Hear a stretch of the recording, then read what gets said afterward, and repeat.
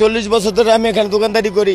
আওয়ামী লীগ সরকার এত অত্যাচার করে নাই। ভাই পেটের দায়ে দোকান লাগাইছি, সারাদিন দোকানদারি করে বাসায় কিছু খাবার নিয়ে যাও। 5টা মানুষ নির্ভর করে আমার উপর। এই 1,20,000 হকারের পুনর্বাসন না করে আজকে যে উঠে দিছে, আমরা অনাহারে আজকে দিন যাপন করতেছি। এর লেগে কে কারা কি আসে বিষয় আমগো আশ্বস্ত করবে এটা আমগো জানা নাই। এটা অনেক কারে বুঝামু, ক্ষমতা আনলাম যে এক সরকার খেতাইয়া যে ভালো থাকুম, অনেক এই সরকারই আমার লেগে ভালো আসলো। তাদেরকে আমি কি করে খাওয়াবো? চুরি চিন্তাই করা তো সম্ভব না আমার দ্বারা। এরপরে এদিকে দৌড়ি পারাপারি, উঠাও এটা করো এটা করো, আমার তো আর কিছু ভালোই লাগে না। সংসার কেমনে চালাবো? কালকে আমি আইসি, পুলিশে বলছে আমরা দোকান বন্ধ রাখছি। কালকে আইসা থেকে আমার দোকানটারে উল্টায় ফালাই দিছে। তা আমি তো পেটের দায়ে বসছি, একটু নিয়ে বসছি কোন রকমে। এখানে ধরলে তো আমার জরিমানা হবে, সেটাও আমি জানি। ভাই পেটের দায়ে দোকান লাগাইছি, সারাদিন দোকানদারি করে বাসায় কিছু খাবার নিয়ে যাবো। 5টা মানুষ নির্ভর করে আমার উপরে।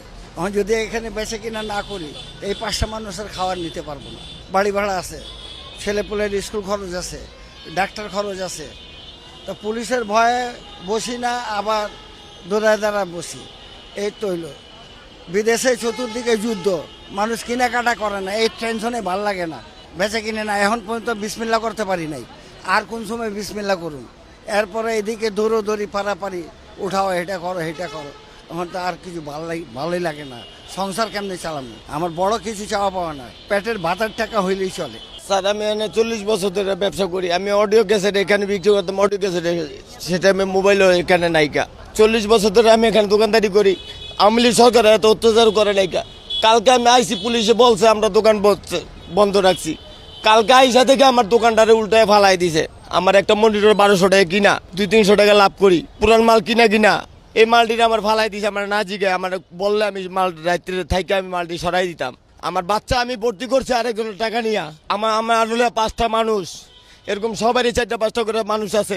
এই মানুষটি কেমনে চলবো? লাস্টের আমি ওয়ালে পিঠে গেলে আমরা রাস্তায় চিন্তাই করতে হইব বাধ্যতামূলক। মায়ের বই কিনতে পারুম না, স্কুলের তো মাদ্রাসা ডবল খরচ। এটি অনেক কারে বুঝামু, ডবল খরচ মাদ্রাসায়। এই মার্কেটে আইলাম, দোকান লাগাইতে না পারি, আমার 300 টাকা খরচ আছে। এটি অনেক কারে বুঝামু, ক্ষমতা আনলাম এক সরকার খেতাইয়া যে ভালো থাকুম, অনেক এই সরকারই আমার লেগে ভালো আসলো। কথার কথা আমার আমি যেটা বুঝতেছি আর কি।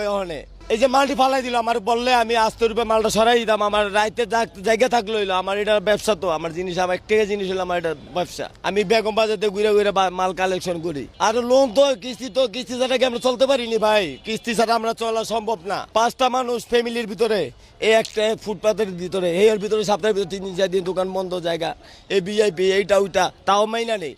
কিন্তু এই যে আমার ক্ষতিটা করাটা এটা উচিত হয় নাই। সকালে এসে দিয়ে আমার মাল অর্ধেকই লুটপাট হয়ে গেছে গা, কাঙ্গাইরা নিয়ে গেছে। এটা আমি কারে বলবো? যেরকম আমার লগে 5 জন আছে, এরকম ওই সাইডে